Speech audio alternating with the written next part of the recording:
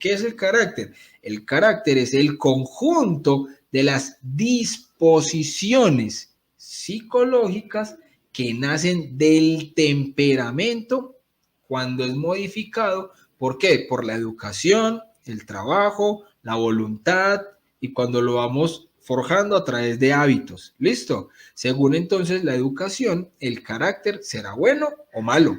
Entonces el carácter sí es cambiable, ¿ya? Nuestro temperamento, nosotros podemos nacer con muchas cosas que van forjando nuestro temperamento, ¿ya? Pero el carácter es algo que está en nosotros, en nuestra voluntad libre de cómo ejercerlo. ¿Listo? Entonces, hay 4 tipos de temperamento.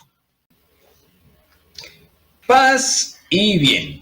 Un saludo para todos en los corazones de Jesús, José y María. Mi nombre es William Toro. Sean todos bienvenidos a su canal Enfoca tu Fe.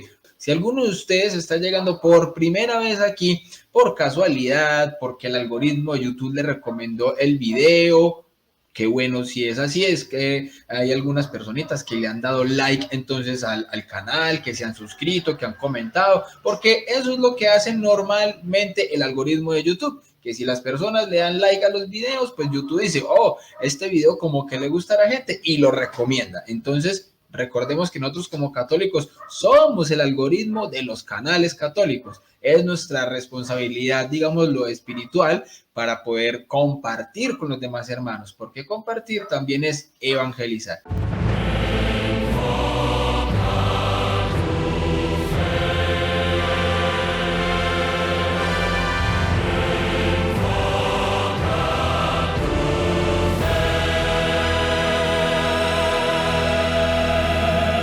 Conocimiento de sí mismo. ¿Qué es y para qué conocernos? Entonces, mis hermanos, el conocimiento de sí mismo consiste en adquirir plena conciencia de sí mismos.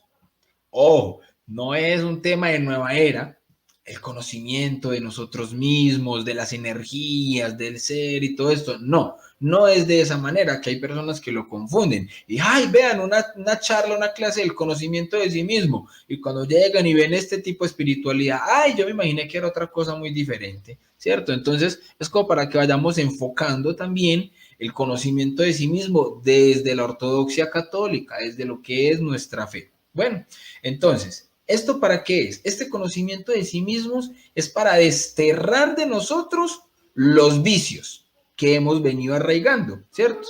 Y al mismo tiempo para fomentar nuestras buenas cualidades, a fin de alcanzar ¿qué? La santidad. ¿Ya somos santos? No, todavía no estamos levitando a 3 centímetros del piso, ¿cierto? Todavía no nos ha salido la aureola ni nada de esas cosas. Estamos en un proceso de santificación. ¿Pero queremos ser santos? Claro que sí. Entonces, el conocimiento de nosotros mismos nos lleva a varias cosas.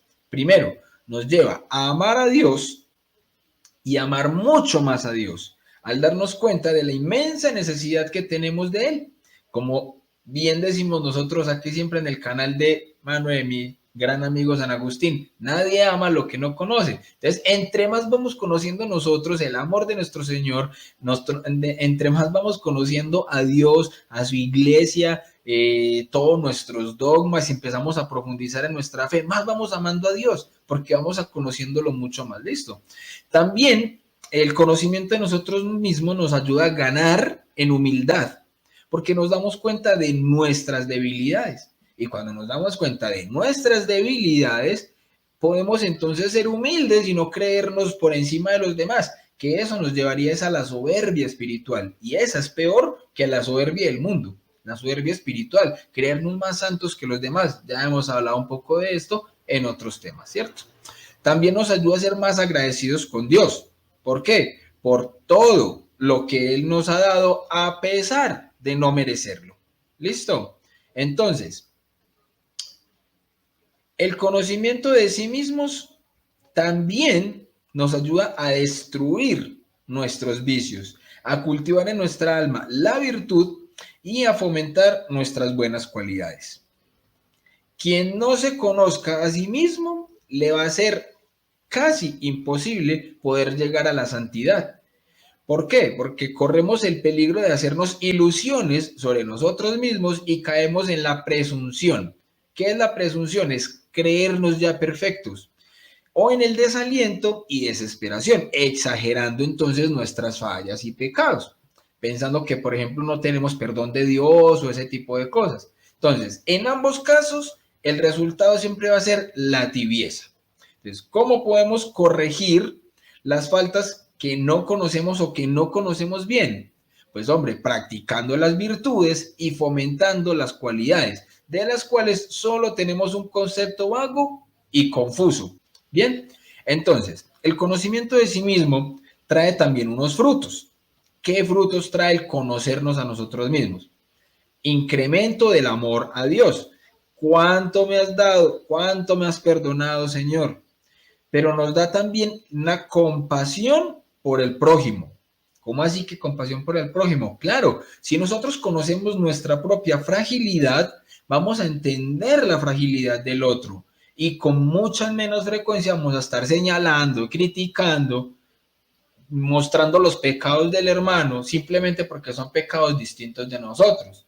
Ojalá pudiéramos aprender esto hoy en estos días tan curiosos que hemos venido teniendo, todo el mundo creyéndose más teólogo, más santo que el mismo Papa y señalándole ahí que los pecados, que los errores, que se equivocó, que no se equivocó, que tal cosa, que tal otra. Bueno, cada uno va a tener obviamente a bien y en su propio criterio orar primero por el Santo Papa. Recordemos que Santa Catalina de Siena llegó a hacer críticas al Papa, pero ¿saben qué era lo que le decía a ella antes de hacerle cualquier crítica con amor y caridad? Le decía, mi dulce Cristo en la tierra. A ver si todos los críticos del Papa lo primero que hacen antes de dirigirse hacia él es decirle mi dulce Cristo en la tierra. Un ejemplo de una gran santa, ¿sí o no? Entonces, también como fruto de conocernos a nosotros mismos vamos a ser agradecidos. ¿Por qué? Porque es que como decía la Santísima Virgen María, se alegra mi espíritu en Dios mi Salvador, porque ha puesto sus ojos en la pequeñez de su esclava. Entonces, vamos aprendiendo también del ejemplo de nuestra mamá. Vamos a hacernos consagrados a Jesús por María, ¿cierto? Entonces, ¿cuáles son los medios para conocernos a nosotros mismos? Primero, la oración.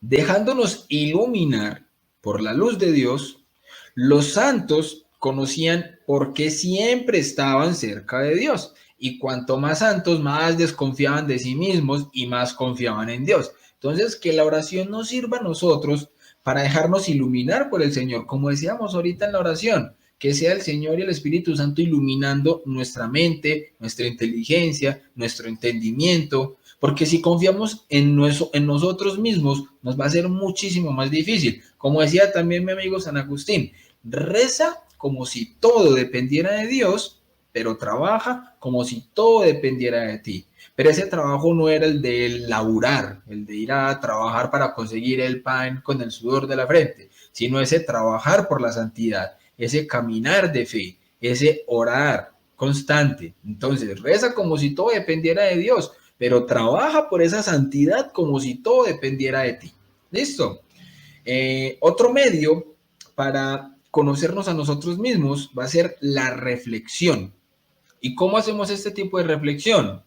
Interiorizando, meditando, haciendo además de manera regular un examen de conciencia. El examen de conciencia es espectacular para poder aprender a conocernos nosotros mismos, porque vamos a conocer, hey, pero ya en este examen de conciencia llevo 3 veces repitiendo el mismo pecado, algo está pasando, ¿cierto? Entonces vamos a prestarle atención a eso, a ver qué es lo que podemos hacer para comenzar a mejorarlo, ¿cierto? También otro medio muy eficaz es la dirección espiritual. ¿Qué es la dirección espiritual? Es buscar personas que, aunque terrenamente nosotros podamos decir, uy, esta persona es muy santa, ¿sí o no? O una persona muy sabia. Normalmente, ojalá, lo más prudente es que sea un buen sacerdote, ¿ya? Para que nos pueda ayudar en este camino hacia la santidad. La lectura espiritual, otro medio. Leyendo clásicos de la vida espiritual como La imitación de Cristo, El combate espiritual, La historia de un alma, Introducción a la vida devota, el Tratado del Amor a Dios, el Tratado de la Verdadera Devoción a la Santísima Virgen María, escrito por San Luis María Griñón de Montfort, etc. Estos libros traen consigo gracias especiales para el conocimiento propio. ¿Listo? Otra, vidas de santos, conociendo y procurando imitar al santo con el que más nos identifiquemos o el que más impresión cause en nuestra alma. ¿Para qué? Para caminar junto con él en el conocimiento propio. ¿Listo? Hoy vamos a ver más adelante algo que se llaman los temperamentos. Y entre los temperamentos vamos a ver algunos ejemplos de cuáles santos cabían más o menos dentro de un tal o cual temperamento. Yo creo que ahí, cuando nosotros empecemos a identificar, ay, yo creo que yo soy más o menos por este lado del temperamento, vamos a ver más o menos qué santos pudieron haber estado inmersos como en estos temperamentos y busquemos la vida de ellos. Busquemos la vida de ellos para identificarnos con qué fue lo que les sirvió a ellos para mejorar y llegar a esa santidad. ¿Listo? Entonces, así como hay unos frutos y hay unos medios del conocimiento de sí mismo, pues también hay unos obstáculos. Entonces, ¿cuáles son los obstáculos para llegar a este conocimiento de sí mismos? La tibieza espiritual es uno. ¿Por qué? Porque es que la tibieza espiritual es un relajamiento en el espíritu y que se puede presentar de tres formas: pérdida de la fuerza de voluntad, horror al esfuerzo, retardo en el movimiento del vivir cristiano. Entonces, para conocernos es necesario esforzarnos, negarnos a nosotros mismos. Y es por eso que cuando caemos en la tibieza espiritual, se nos hace imposible adentrarnos y reconocer lo que somos. Nos ponemos nosotros mismos una venda en los ojos, ¿ya? Otro obstáculo, el pecado. Pecar es alejarnos de Dios. Por lo tanto, es imposible tener un buen conocimiento de sí mismo si no estamos cerca de Dios. Dios es el primero que nos conoce y es Él el que nos guía. Entonces, alejados de Él, llegaríamos a los extremos de los que ya hemos hablado, es decir, desesperación al contemplar nuestra propia miseria o presunción al creernos ya perfectos. Otro obstáculo, la indiferencia. Entonces, por parecerles algo de poca importancia, algunos no se aplican en el propio conocimiento y se hacen ilusión de estar avanzando en la vida espiritual cuando solo están dando vueltas en un mismo punto. Y ese es impresionante, porque entonces nos creemos que ya sabemos lo suficiente, entonces nos quedamos ahí, ya sabemos lo suficiente sobre la fe y no profundizamos en ese conocimiento de Dios. Recordemos, nadie ama lo que no conoce. Entonces, ¿será que ya es suficiente el amor que tenemos de Dios? ¿No nos gustaría incrementar ese amor por Dios? Y muchas veces decimos, ¿pero cómo hago? Hombre, pues empecemos a conocer más de Dios, empecemos a acercarnos más a Dios, empecemos a visitar más el Santísimo, más Eucaristía, más oración, una confesión más frecuente, empecemos a tener este tipo de prácticas más frecuentes, más asiduas, y claro, obviamente nuestro amor por Dios se va a incrementar y vamos a dejar entonces esa indiferencia que muchas veces tenemos, a veces de forma inconsciente, pero que muchas veces podemos tener. ¿Listo? Entonces, mis hermanos, para un adecuado conocimiento propio es indispensable escoger entre las devociones de la Santísima Virgen la que nos lleve más perfectamente a dicha muerte al egoísmo, por ser la mejor y más santificadora, porque no hay que creer que es oro todo lo que brille, ni miel todo lo que es dulce, sino que el camino más fácil y lo que practica la mayoría es lo más eficaz para la salvación. Así como hay secretos naturales para hacer en poco tiempo, pocos gastos, con gran facilidad, ciertas operaciones naturales, también hay secretos en el orden de la gracia para realizar este tipo de cosas en poco tiempo, con dulzura, con facilidad, operaciones sobrenaturales. Entonces, liberarte del egoísmo, llenarte de Dios y hacerte perfecto. Entonces, cada uno podemos empezar a buscar una advocación de la Santísima Virgen María, encomendarnos a ella para que ella también sea como ese auxilio en nuestro caminar de fe y nos ayude entonces a liberarnos de todos estos vicios que pueden estar obstaculizando ese conocimiento de nosotros mismos y poder empezar ese camino de santidad de una manera más consciente y más coherente. Ahora sí, mis hermanos, ¿quién soy yo? A ver, yo creo que esta pregunta me han escuchado hacerla muchas veces. Y nuestro podcast o en nuestro programa o nuestra sección de entrevistas ya conocida como Preguntando se llega a Roma, ustedes bien saben, mis hermanos, que la primera pregunta que normalmente le hacemos a todos nuestros invitados es ¿quién soy yo? O sea, ¿quién es el invitado? ¿Quién es la persona? Pero no como la pregunta filosófica, aquella del quién soy yo existencialista, que uno se podría demorar bastante respondiéndola. De hecho, ya hubo un programa en el que estuvimos con Juan de la Mente de Juan, mi amigo Dante Urbina, Enrique de Adictos a la Filosofía, y todos ahí respondimos de un poco de manera filosófica el quién soy yo. Este video está en el canal de La Mente de Juan y en el canal de mi amigo Dante Urbina. Entonces, para los que quieren esa respuesta del quién soy yo filosófico, ahí está. Pero aquí vamos a adentrarnos al quién soy yo como hijos de Dios, como seres, como criaturas. Y vamos a entenderlo de una manera correcta para que podamos entender cada uno de nosotros quién es cada uno, para que podamos cada uno de nosotros aprender a responder esta pregunta. ¿Por qué? Porque es que los mismos santos le han dado a esta pregunta una importancia muy grande, el conocimiento de sí mismos. ¿Y por qué los santos le han dado tanta importancia a esto? ¿Qué relación tiene el conocimiento propio con la santidad? ¿Acaso no bastaría simplemente conocer a Dios para tener los elementos suficientes para llegar al cielo? También tenemos que conocernos a nosotros.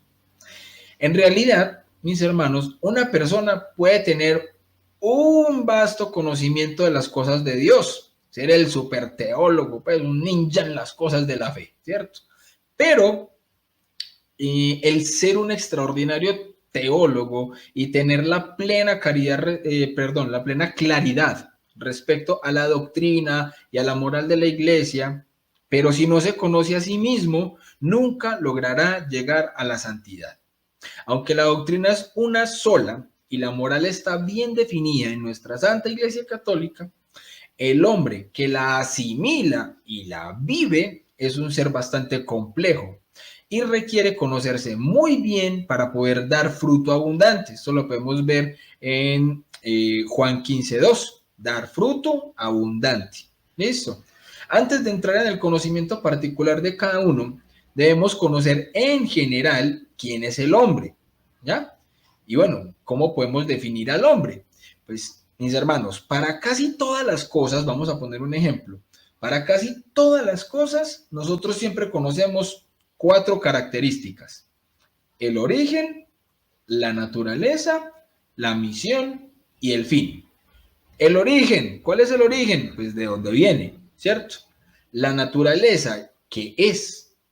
La misión, ¿para qué fue creado? Y el fin, ¿para dónde va? Entonces, pongamos un ejemplo. Creo que hoy en día casi todos prácticamente tenemos un celular. Entonces, así cuando nosotros en nuestras manos tenemos un celular, ¿cierto? Podemos saber con precisión todas estas preguntas que acabamos de hacer, todas estas cuestiones. Por ejemplo, el origen. ¿Cuál es el origen de un celular? Pues la empresa que lo fabricó. Por ejemplo, Apple, Samsung, Xiaomi, etcétera. Entonces, conocemos el origen. La naturaleza. Pues la naturaleza es ser un celular, pero lo podemos explicar como un aparato electrónico que recibe y procesa datos para convertirlos en información útil, ¿sí o no? ¿Cuál es la misión o cuál es la función para la que fue creado? Pues tiene una utilidad genérica y diversa, pues se puede usar ¿para qué? Para comunicarnos, es como lo más plausible que vemos con un celular, para comunicarnos, pero hoy en día a través de las aplicaciones, un celular adquiere un montón de funciones extra, ¿cierto? Y el fin, ¿cuál es el fin de un celular? Pues el fin es que va a terminar en la basura cuando esté demasiado obsoleto, ¿ya? Entonces fíjense que nosotros en casi todas las cosas podemos conocer esas 4 características: origen, naturaleza, misión y el fin. Entonces, todas estas respuestas las conocemos con claridad gracias a que su fabricante nos las especifica en un manual. Pero si nosotros no conociéramos estas cuestiones simples, ¿cierto? Incluso, por ejemplo, un celular, si alguien nunca ha visto un celular, no sabe lo que es, no sabe para lo que sirve, y termina dándole un uso diferente de aquel para el que fue creado, por ejemplo, coger un celular como martillo y empezar entonces a poner clavos en un muro, ¿qué pasaría con el celular? Terminará poniendo el clavo de alguna manera, pero va a dañar el celular, ¿cierto? Entonces, con seguridad se dañaría. Y eso mismo ocurre con el hombre. ¿Cuándo? Cuando aplicamos en nuestra vida algo distinto para lo que fuimos creados. Entonces terminamos dañándonos y dañando a los demás. Entonces, el hombre fue creado para la felicidad y el cumplimiento de la voluntad de Dios, no para el pecado. Y cuando aplicamos en nuestra vida el pecado, terminamos dañándonos y dañando a los que decimos amar, ¿ya? Especialmente a Dios. Entonces, vamos a ver las generalidades en el conocimiento de sí mismo. Vamos a responder estas preguntas en el hombre para que aprendamos a conocernos también un poco desde estos ámbitos. Las preguntas sobre el origen, la naturaleza, la misión y el fin, y todo lo que tiene que ver con el hombre, solamente encuentra una respuesta satisfactoria en Dios, su creador.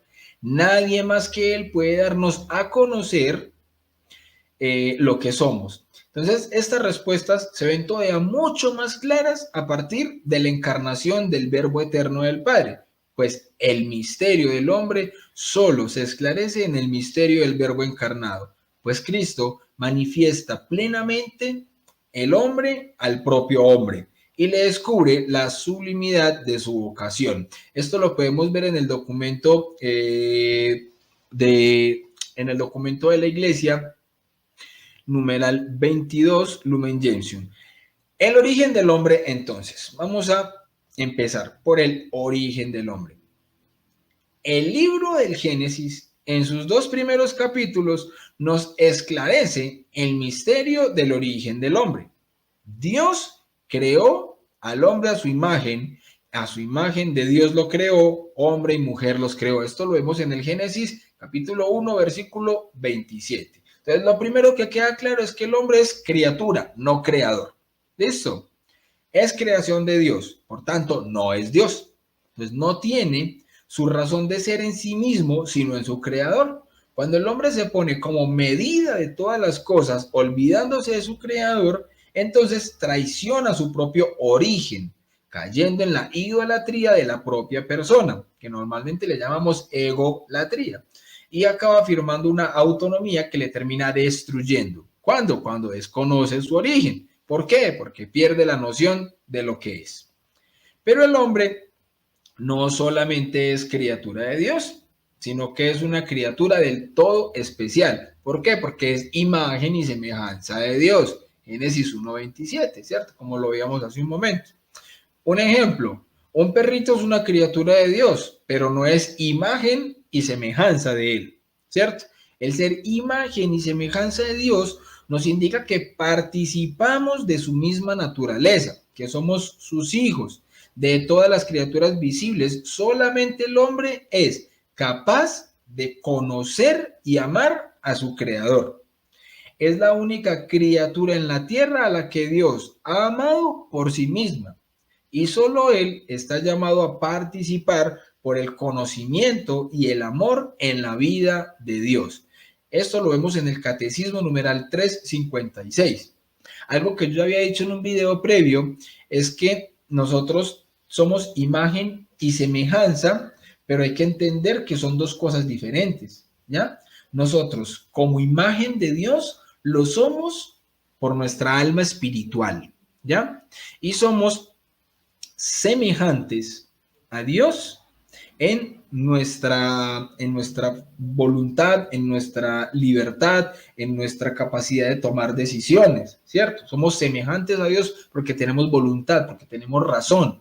Entonces, la imagen de Dios nunca la vamos a perder. ¿Ya? ¿Por qué? Porque somos alma espiritual y esa no la perdemos. Incluso si morimos, la definición de muerte, como se ha visto en el bloque número 1, es la separación del cuerpo y del alma, ¿cierto? Pero la que sí podemos perder es la semejanza. ¿Cuándo se pierde la semejanza con Dios? Con el pecado. Y lo recuperamos con la gracia. ¿Listo? Entonces, por haber sido hechos a imagen y semejanza de Dios, el ser humano tiene la dignidad de persona. No es solamente un algo, sino alguien. Es capaz de conocerse, es capaz de conocerse, de poseerse y de darse libremente y entrar en comunión con otras personas. Y es llamado por la gracia, ojo pues, que es llamado por la gracia a una alianza con su creador, a ofrecerle una respuesta de fe y de amor que ningún otro ser puede dar en su lugar. Esto lo vemos en el Catecismo de la Iglesia Católica, numeral 357, para quien desee obviamente profundizar un poco más en este tema. ¿Listo? Entonces, ya vimos, origen del hombre, Dios, su creador, porque somos criatura, nuestro origen. Ahora, naturaleza del hombre. ¿Cuál es la naturaleza del hombre? El hombre es unidad sustancial de cuerpo y alma, ¿ya? La persona humana creada a imagen de Dios es un ser a la vez corporal y espiritual. A veces hablamos de tres, biopsicoespiritual, es decir, nuestra parte biológica, nuestra parte psicológica y nuestra parte espiritual. Pero así como nos lo dice a nosotros el Catecismo numeral 362, Dios formó al hombre con polvo del suelo e insufló en sus narices aliento de vida y resultó el hombre un ser viviente. Y lo vemos en Génesis 2:7. ¿Listo? Entonces, el alma designa también lo que hay de más íntimo en el hombre. Mateo 26:38 y Juan 12:27 y de más valor, obviamente, Mateo 10:28, podemos ver que aquello por lo que es particularmente imagen de Dios, el hombre, es por el alma.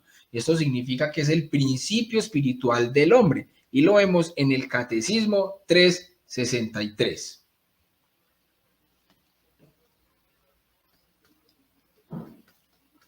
Entonces, en este orden de ideas, mis hermanos, nosotros poseemos dos facultades que llamamos superiores, que son el entendimiento y la voluntad, ¿ya?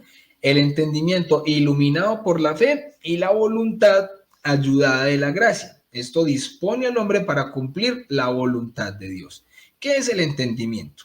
El entendimiento es la capacidad que tiene el hombre para pensar, para buscar y hallar la verdad a través de la mente y la razón.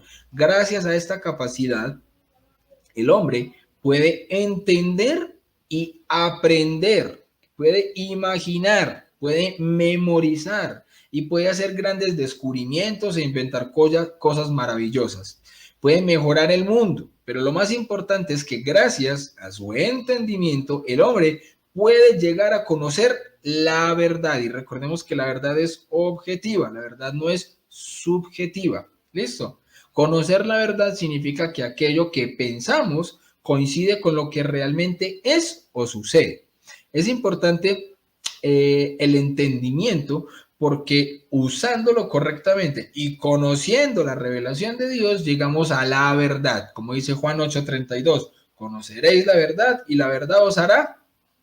El que dijo libres está en toda la razón. Conoceréis la verdad y la verdad os hará libres. Juan 8:32. Pero el hombre no solo piensa, sino que también tiene voluntad. Quiere. Es decir, el hombre busca aquello que le atrae. Entonces, ¿qué es la voluntad? La voluntad es la capacidad que tiene el hombre para moverse hacia un bien que desea. La voluntad busca siempre un bien que ha sido pensado y prestando a ella anteriormente por el entendimiento. Entonces, el entendimiento nos mueve a nosotros a con la voluntad decidir. Entonces la voluntad se mueve para alcanzar la felicidad que la inteligencia piensa que le dará a tener el bien deseado. Es importante la voluntad porque con ella podemos practicar la virtud. La repetición habitual de un buen acto de la voluntad se denomina virtud y la repetición habitual de un mal acto de la voluntad se denomina vicio. Entonces ya vamos aquí viendo que es con la voluntad que nosotros vamos forjando nuestras virtudes y nuestros vicios. ¿Listo? Entonces, el cuerpo del hombre participa de la dignidad de la imagen de Dios. Entonces, más de uno diría, bueno, pero entonces nosotros solamente somos alma espiritual, esa es nuestra naturaleza, el cuerpo entonces queda relegado. No, el cuerpo participa de la dignidad de imagen de Dios.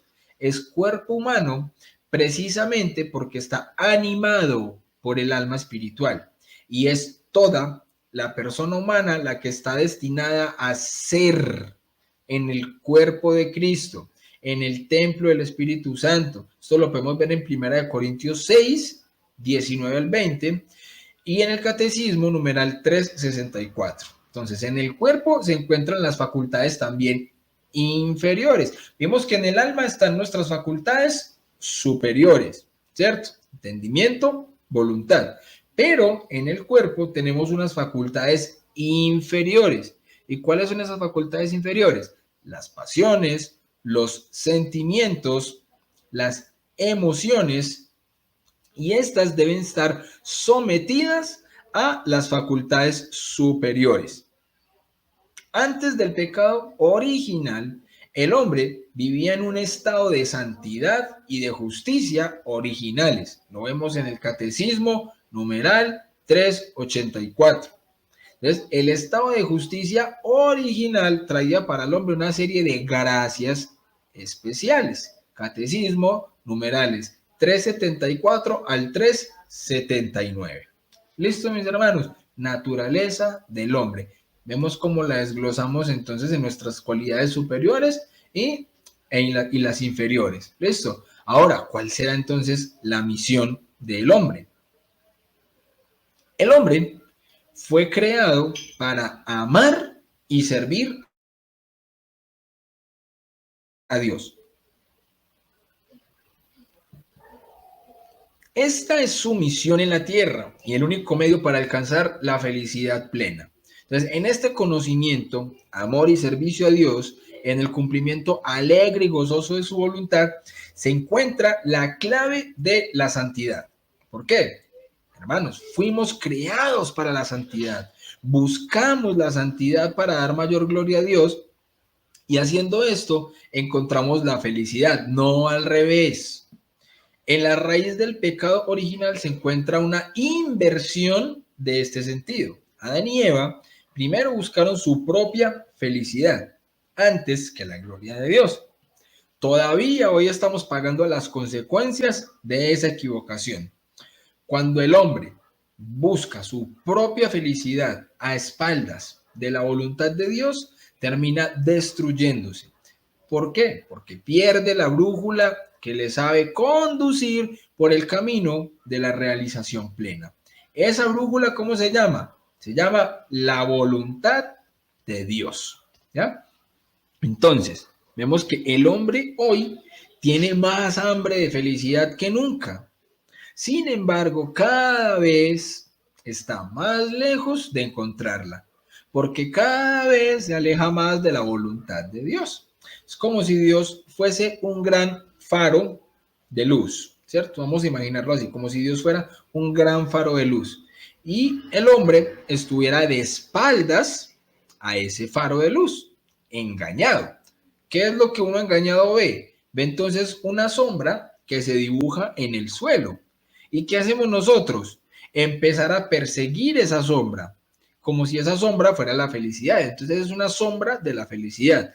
Pero mientras más caminamos para tratar de agarrar esa sombra, más se aleja la sombra de él. ¿Por qué? Porque se aleja más de la luz. Entonces, solo cuando en realidad nosotros damos un giro, ojo, de 180 grados, hay personas que dicen, yo me convertí, di un giro de 360 grados. No, si haces un giro de 360 grados, vuelves al mismo punto. Entonces damos un giro de 180 grados e iniciamos un proceso de conversión. Y solo cuando iniciamos y comenzamos a este caminar de nuevo hacia la luz, es cuando decidimos ir hacia Dios. Solo ahí la sombra comienza a seguirnos a nosotros. Y cuando estamos debajo de la luz es que encontramos la sombra de esa felicidad que creíamos, la encontramos entonces ahora allí mismo. Ahí es donde podemos ser felices, porque ya no es una sombra, ya estamos debajo de la misma luz que es Dios. ¿Listo? Todo lo demás que el hombre haga, por bueno y noble que sea, debe estar subordinado a esta búsqueda de la santidad, a este conocer, amar y servir a Dios, a este cumplimiento de su voluntad. El hombre no vive para ser un ingeniero, el hombre no vive para ser un doctor, ni padre o madre de familia, ni vive para ser un abogado, ni casado, ni soltero, ni sacerdote, ni obispo, ni papa. El hombre vive para ser santo. Y todo lo demás es simplemente un medio para llegar a esa santidad. Pero la realización plena del hombre se dará cuando contemple a Dios cara a cara, face to face, como se dice, ¿cierto? Ese es el fin para el que hemos sido llamados, para ser santos. Y para llegar a ese fin usamos varios medios, ¿cierto? Y cada uno desde ese llamado particular. Los casados, casados, los sacerdotes, sacerdotes. Y así cada uno en su medio, en su trabajo y en su misión y en sus virtudes y de toda esta manera buscar esa santidad, ¿ya? ¿Y cuál es entonces el fin del hombre? ¿Cuál es el fin? Todos los hombres son llamados al mismo fin, Dios. Catecismo de la Iglesia Católica, numeral 1878. Venimos de Dios y a Dios volvemos. El fin del hombre es la gloria eterna. Es la gloria eterna. Mis hermanos, que no se nos olvide, ¿cuál es el fin del hombre? La gloria eterna con Dios en el cielo. Como dice el catecismo, los que mueren en la gracia y la amistad de Dios y están perfectamente purificados viven para siempre con Cristo. Son para siempre semejantes a Dios porque lo ven tal cual es. ¿Listo? Esto lo vemos en el catecismo 1023 al 1024 y lo podemos corroborar con lo que dice la palabra de Dios en Primera de Juan 3:2, cara a cara. Y Primera de Corintios 13:12, en Apocalipsis 22:4. ¿Por qué? Porque el cielo es el fin último y la realización de las aspiraciones más profundas del hombre en el estado supremo y definitivo de dicha. ¿Listo? Mis hermanos, entonces más de uno de ustedes estará preguntando, pero es que hay algunos que se condenan y se van al infierno, ¿sí o no? Pero es que el infierno no es el destino al que fue llamado el hombre. El ser humano no fue creado para el lago de fuego que se menciona en Apocalipsis 20:14. Pues Dios quiere que todos los hombres se salven y lleguen al conocimiento de la verdad. ¿Ya? Eso lo vemos en 1 de Timoteo 2:4. Entonces, ¿quiénes son los que van al infierno? Al infierno, los que van lo hacen por propia voluntad, truncando el plan de Dios en sus vidas. O sea, es el fracaso del plan de Dios en la vida de una persona. ¿Ya? Por esta razón, todo en nuestra vida se debe ordenar al fin sobrenatural, que es la posesión de Dios mediante la visión beatífica en el cielo. ¿Listo? Entonces, particularidades en el conocimiento de sí mismo. O sea, ya vimos el origen, naturaleza, la misión y el fin del hombre. Ahora, particularidades. ¿Por qué? Porque no solamente basta con conocer esto de manera genérica, sino que también hay unos aspectos particulares en nosotros como seres humanos y que debemos aprender a conocerlos para poder conocernos a nosotros mismos. ¿Listo? Entonces, todo lo anterior, sin ser muy exhaustivo, es la generalidad de lo que el hombre debe conocer de sí mismo. Sin embargo, existen algunos más bien aspectos particulares, sumamente necesarios para llegar a la santidad. Sabiendo que nuestra meta es entonces la santidad, debemos conocer en nosotros qué nos ayuda para llegar a ella, es decir, las virtudes, ¿cierto?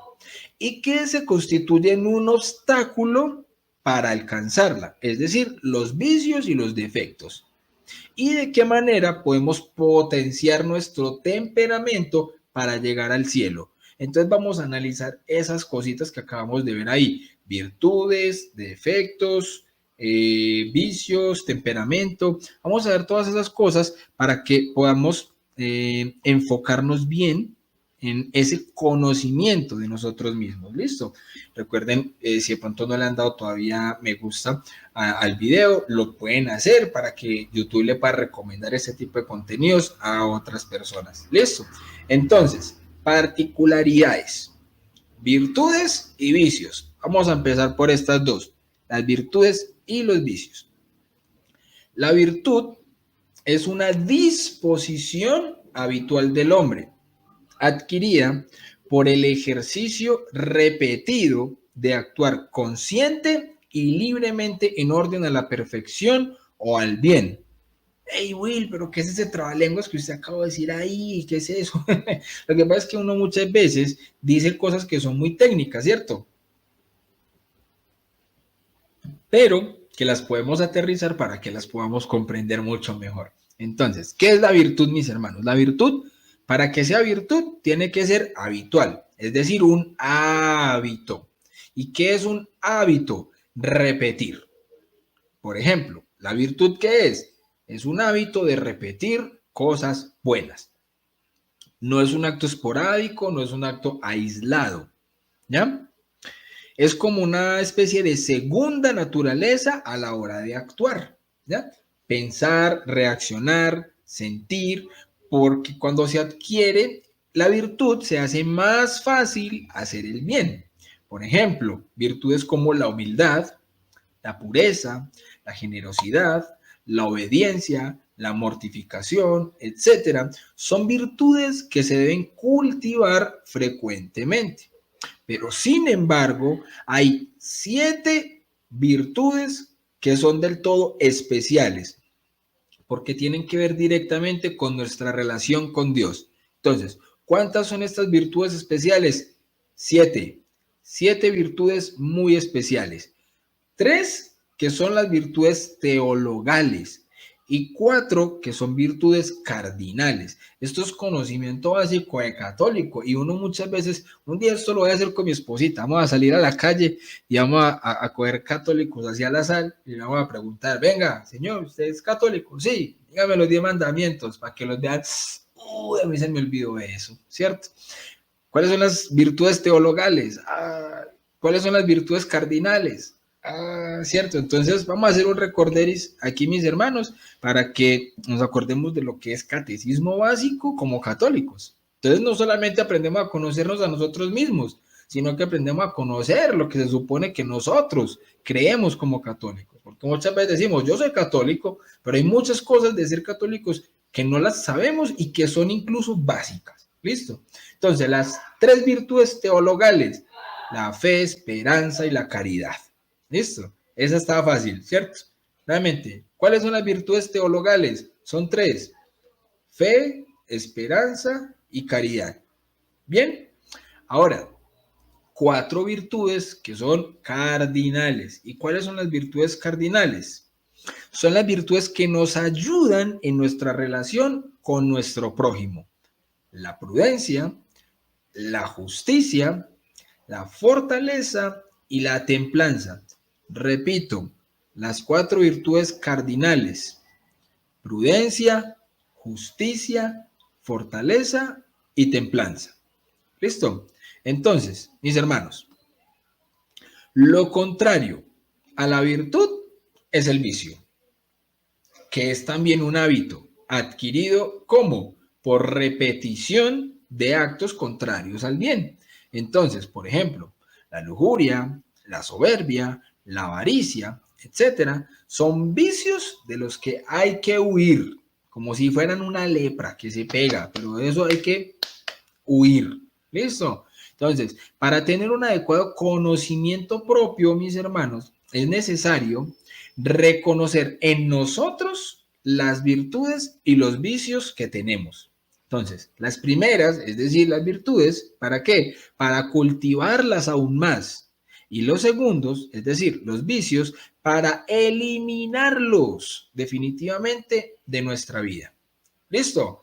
Claros ahí en lo que es la virtud y lo que son los vicios. Cada uno de nosotros, yo creo que más o menos va sabiendo cuáles son sus virtudes y cuáles son sus vicios. ¿Listo?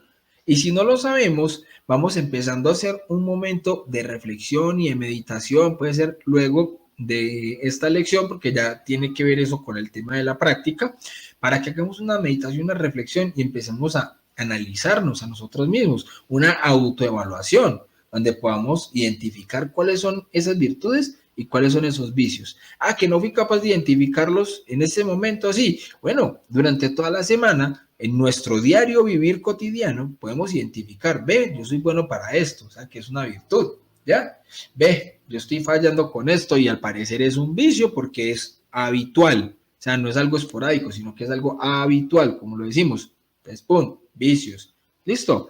Ahora, vamos a aprender algo que también es muy importante dentro de la particularidad que es el ser humano, dentro de la particularidad que es el yo, que somos nosotros mismos, y es el temperamento y el carácter. ¿Listo? Temperamento y carácter.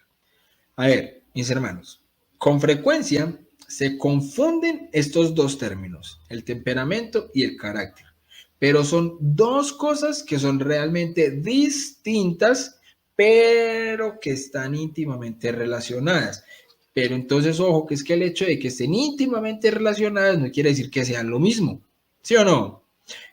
La voz está íntimamente relacionada con el oído, ¿sí o no? ¿Por qué? Porque es que por acá escuchamos lo que decimos, ¿sí o no? Entonces, no son lo mismo, pero están íntimamente relacionados. Es como un buen ejemplo para poder ver lo que es temperamento y carácter, ¿ya? Entonces, ¿qué es el temperamento? El temperamento es el conjunto de las inclinaciones íntimas que brotan de la constitución fisiológica de los individuos. Ojo, inclinaciones íntimas, ¿ya? Contrario entonces al carácter. ¿Qué es el carácter? El carácter es el conjunto de las disposiciones psicológicas que nacen del temperamento cuando es modificado. ¿Por qué? Por la educación, el trabajo, la voluntad y cuando lo vamos forjando a través de hábitos. ¿Listo? Según entonces la educación, el carácter será bueno o malo. Entonces el carácter sí es cambiable, ¿ya? Nuestro temperamento, nosotros podemos nacer con muchas cosas que van forjando nuestro temperamento, ¿ya? Pero el carácter es algo que está en nosotros, en nuestra voluntad libre de cómo ejercerlo. ¿Listo? Entonces, hay 4 tipos de temperamento. ¿Listo? Vamos a empezar aquí a prestar bastante atención, mis hermanos. Aquí hay 4 tipos de temperamentos, de los cuales 2 son temperamentos activos y 2 son temperamentos pasivos. Todos, absolutamente todos tenemos un temperamento principal y uno secundario. ¿Listo? Pero debemos estar claros en que el temperamento a mí no me determina, solo me inclina. ¿Listo? Ojo, el temperamento es la inclinación. Entonces, a mí el temperamento no me determina. Que nos quede claros. El temperamento no nos determina, solo nos inclina. Pero a veces tenemos la mezcla en nosotros mismos de todos los temperamentos. Solamente que hay algunos que son mucho más específicos y más evidentes en nuestra forma de ser. ¿Ya? Entonces, vamos con los 2 primeros temperamentos, que son los 2 temperamentos activos. Entonces, ¿cuáles son los temperamentos activos? El primero Ojo pues mis hermanos para que prestemos bastante atención. Temperamento sanguíneo. Temperamento sanguíneo. ¿Cuáles son las buenas cualidades de las personas que tienen este temperamento sanguíneo? Bueno, las personas con temperamento sanguíneo suelen ser personas alegres, simpáticas, sensibles, compasivas ante las desgracias del prójimo, dóciles, sumisos ante los superiores, sinceros, espontáneos, su entusiasmo es contagioso, es arrebatador, tienen un buen corazón, normalmente este buen corazón cautiva, enamora, suele tener una concepción serena de la vida y está dotado de una exuberante riqueza afectiva. Entonces, algunos ejemplos de santos que tuvieron el temperamento sanguíneo. Por ejemplo, el apóstol San Pedro fue sanguíneo. Mi gran amigo, San Agustín, fue sanguíneo. Santa Teresa, San Francisco Javier. Listo. Pero entonces de este temperamento sanguíneo no todo, obviamente son buenas cualidades, ¿cierto? También los sanguíneos tenían unas malas cualidades. ¿Cuáles serían estas malas cualidades de las personas que podemos tener temperamento sanguíneo? Entonces, los principales defectos son la superficialidad, la inconstancia y la sensualidad. ¿Listo? Entonces, temperamento activo número 2, el temperamento colérico. Yo creo que ya está ahí incluso con ese primero más de uno. Ay, yo soy así. Ay, tal persona es así, ¿sí o no? Bien. Entonces, temperamento colérico, las buenas cualidades. Es una persona activa, muy activa, de entendimiento muy agudo, de voluntad fuerte, de mucha concentración, constancia, magnanimidad, liberalidad. Y ahí las excelentes prendas de este temperamento riquísimo, los coléricos son los grandes apasionados o voluntariosos, son prácticos, son despejados, más bien teóricos, son muy inclinados a obrar más que a pensar. No son de los que dejan para mañana lo que deberían hacer hoy, más bien hacen hoy lo que podrían haber dejado para mañana. ¿Quiénes fueron algunos santos que fueron de temperamento colérico? Por ejemplo, San Pablo, San Jerónimo, San Ignacio de Loyola, San Francisco de Sales. Pero este temperamento colérico, como ya vimos con el anterior, también tenía unas malas cualidades. ¿Cuáles son las malas cualidades de las personas de pronto con temperamento colérico? Tenacidad en su carácter les hace propensos a la dureza, obstinados, a veces un poco insensibles, tienden a la ira, al orgullo, y si se les resiste y contradice, se tornan violentos, crueles, a menos que la virtud cristiana modere sus inclinaciones, tratan a los otros con una altanería que puede llegar hasta la crueldad. Todo debe doblegarse ante ellos. Entonces, hasta aquí, por ejemplo, con estos dos temperamentos activos, no nos puede determinar. Por eso debemos nosotros empezar a tener hábitos para forjar lo que son unas buenas virtudes. Y esas buenas virtudes hacen entonces que nuestras buenas cualidades en el temperamento se aumenten, pero las malas cualidades, retenerlas, mantenerlas ahí, quietecitas, ¿ya? Que esas inclinaciones no nos determinen a nosotros. ¿Listo? Porque no faltará, ay, es que con razón yo soy así, sé como yo soy de tal temperamento. No, no, el temperamento no me determina, solo me inclina. Y contra la inclinación yo sí puedo combatir. ¿Listo? ¿Estamos claros ahí, mis hermanos? Bien, vamos a continuar con los otros dos temperamentos. ¿Listo? Que son los temperamentos pasivos. ¿Listo? Entonces, primero, temperamento nervioso. ¿Cuáles son las buenas cualidades de las personas que pueden tener un temperamento nervioso? Los nerviosos tienen una sensibilidad menos viva que la de los sanguíneos, pero más profunda. ¿Ya?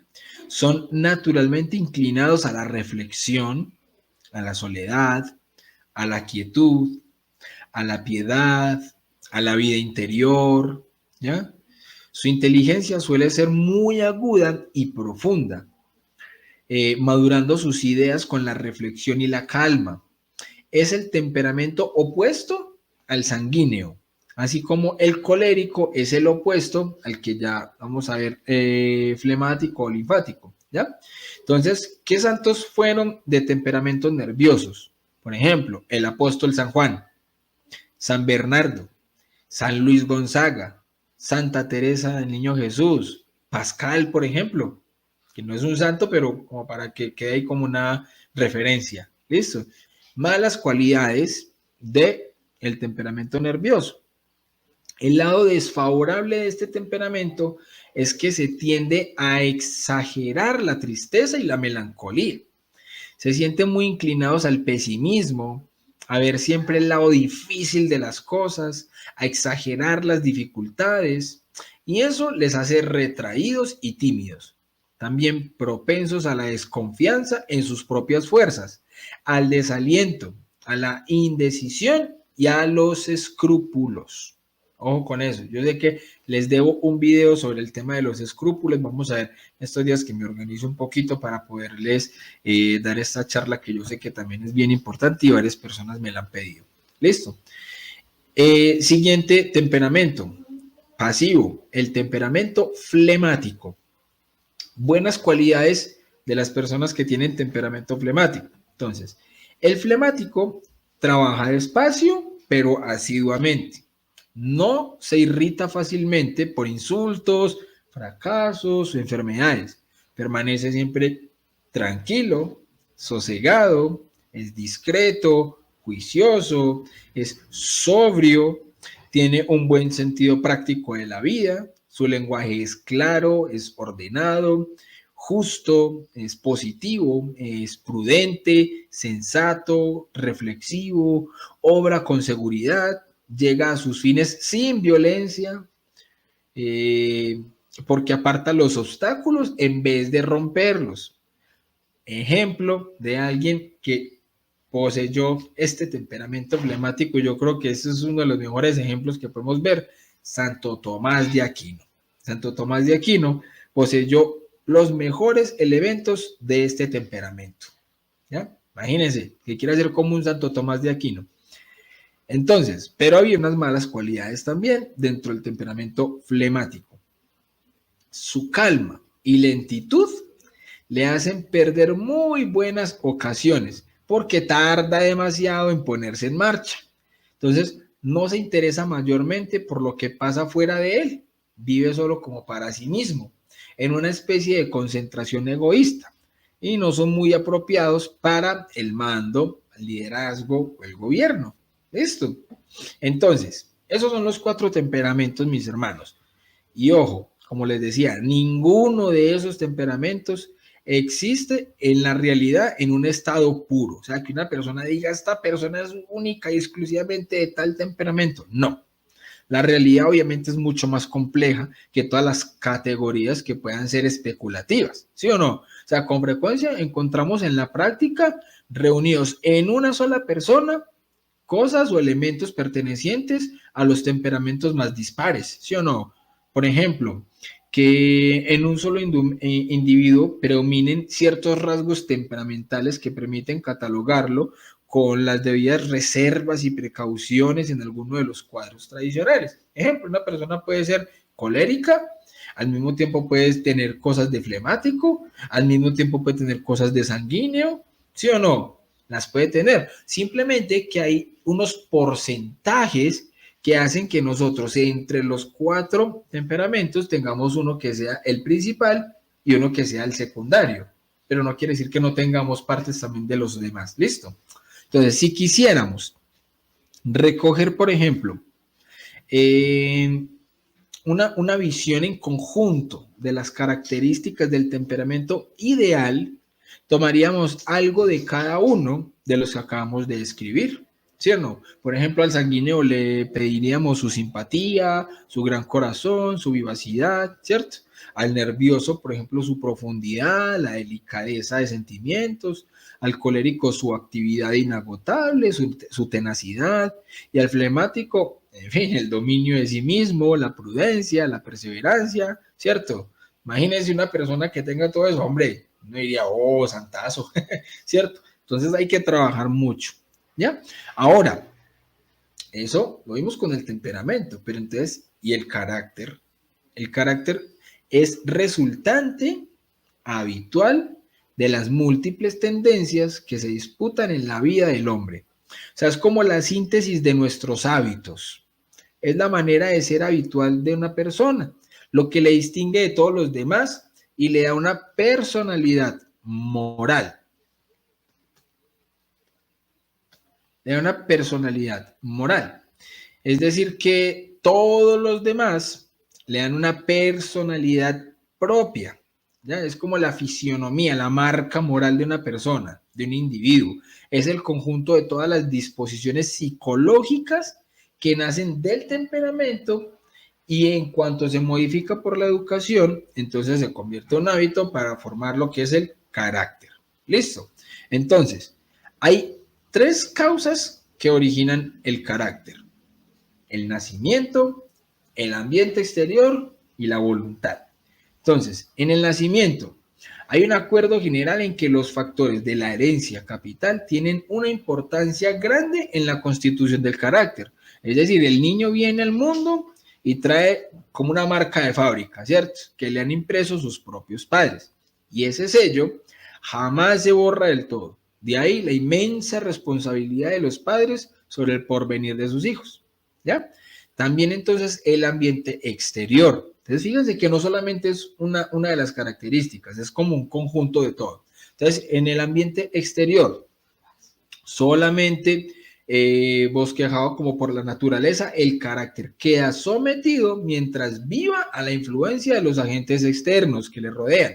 Estos agentes externos que actúan sobre nuestro carácter son de tipo muy variado. Entonces hay elementos físicos como la alimentación, el aire, el clima, la higiene, y hay otros agentes exteriores como son de tipo moral, la educación, las amistades, el ambiente familiar.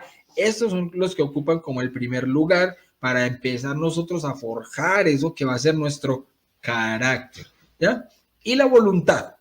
Entonces, el nacimiento y el medio ambiente son dos fuerzas formidables en la formación del carácter, pero una voluntad enérgica y tenaz puede llegar a contrarrestar su peso e inclinar definitivamente la balanza en su favor. Entonces, ahí la importancia de que nosotros podamos forjar una muy buena voluntad. Tenemos la inquebrantable convicción de que nuestra alma está en nuestras manos. Ojo con esta frase. Nuestra alma está en nuestras manos. Y que corresponde a nosotros sustraerla de la violencia, de las pasiones o abandonarnos ciegamente en ellas. Entonces, mis hermanos, ya casi vamos terminando. En un carácter ideal, la inteligencia es clara, es penetrante, ágil, capaz de tanta amplitud como profundidad. La voluntad es firme, tenaz, perseverante. La sensibilidad es fina, delicada, serena, perfectamente controlada por la razón y por la propia voluntad.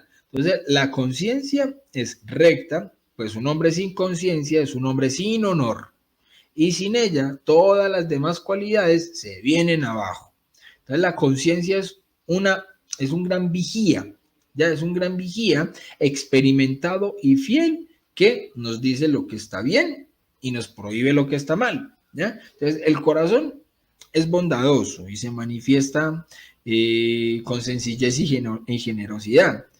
Tiene buenos modales, que son como el vestido moral del hombre, ¿cierto? El exterior de una persona deja transparentar sin esfuerzo su interior. Entonces, mire todo lo que nosotros podemos compaginar dentro de nuestra voluntad, pero depende de nosotros poder llevarlo a cabo. Listo, de nuestra libertad y empezar a fortalecer esa voluntad.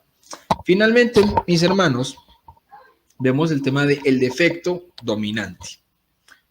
Con la palabra defecto se designa, entre otras cosas, la inclinación a un determinado acto pecaminoso. ¿Ya? A un determinado acto pecaminoso, producido por la repetición frecuente del mismo acto. Entonces, todos nacemos con predisposiciones naturales a ciertos actos buenos y a otros malos. Si la voluntad no se opone desde el principio a estas predisposiciones al mal, estas adquieren pronto mayor vigor y se convierten en verdaderos defectos. Entonces, defecto dominante en el hombre es aquella o aquel impulso más frecuente y más fuerte que tenemos, aunque no siempre se observe, o sea, aunque no sea siempre evidente, si es normalmente ese impulso predominante. Entonces, el defecto dominante a menudo nos lleva a cometer faltas o pecados. Si el defecto dominante no es combatido enérgicamente, irá cegando poco a poco la mente y llevando al hombre a culpas cada vez más frecuentes y más graves. Entonces, ¿cuáles son los modos de combatir ese defecto dominante? Entonces, para combatir el defecto dominante es necesario, ante todo, conocerlo, ¿sí o no? Lo cual no se consigue fácilmente. Para conocer nuestro defecto dominante, primero tenemos que orar, ¿sí o no? Y examinarnos acerca de las infidelidades que más fácilmente y a menudo cometemos. Es también entonces conveniente observar el objeto al que se dirigen nuestros pensamientos y nuestros deseos de manera espontánea. Y otro medio de actuar es abrir sinceramente el corazón al confesor, para que de esta manera Él nos conozca bien, nos conozca a fondo y así Él nos ayude a indicarnos cuál es nuestro efecto dominante. También debemos tener en cuenta las reprensiones que más se nos hacen. Es decir, después de haber conocido nuestro efecto dominante, es necesario trabajar sin tregua en extirparlo, especialmente con el ejercicio de las virtudes más directamente contrarias a él. Recordemos que ¿cómo se trabaja un defecto? Pues con su virtud contraria, la soberbia con la humildad, ¿sí o no? Entonces, para conseguir nuestro intento, habremos de orar mucho y examinarnos sobre los progresos que hacemos. A veces se requieren varios años de dura lucha para desarraigar un defecto, pero no debemos creer que estos esfuerzos son inútiles. Con la gracia del Señor se pueden reformar las naturalezas más rebeldes y tampoco hemos de creernos vencedores hasta el punto de descuidar toda vigilancia durante el resto de nuestra vida. Entonces, mis hermanos, espero que les haya gustado esta charla. Es una charla que a veces es un poco compleja de llevar a cabo, pero bueno, bendito sea Dios, espero que les haya podido explicar de la mejor manera. Espero que la hayan entendido. Entonces, mis hermanos, práctica y reto digital.